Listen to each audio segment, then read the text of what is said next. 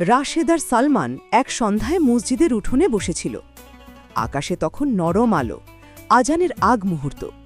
রাশেদ হঠাৎ দীর্ঘশ্বাস ফেলে বলল, ভাই সালমান, এত দৌড়াদৌড়ি করি, সারাটা দিন যেন এক যুদ্ধ, কিন্তু দিন শেষে মনে হয় যেন কিসের একটা অভাব থেকেই যায়, শান্তি যেন কোথাও খুঁজে পাই না। সালমান আলতো করে ওর কাঁধে হাত রেখে বলল, ঠিকই বলেছিস রাশেদ, দুনিয়ার পেছনে ছুটতে ছুটতে আমরা অনেকেই জীবনের আসল উদ্দেশ্য ভুলে যাই। ভাবি বুঝি সুখ আর শান্তি কেবল জাগতিক প্রাপ্তিতেই, কিন্তু সত্যিকারের প্রশান্তি আর মনের তৃপ্তি আসে আল্লাহর স্মরণে, তার ইবাদতে।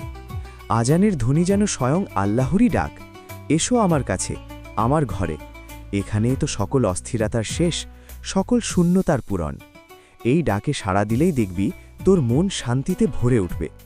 চল, আমরা এই ব্যস্ততা ছেড়ে তার কাছে একটু সময় দিই। জীবনের সত্যিকারের শান্তি আর তৃপ্তি কেবল সেখানেই।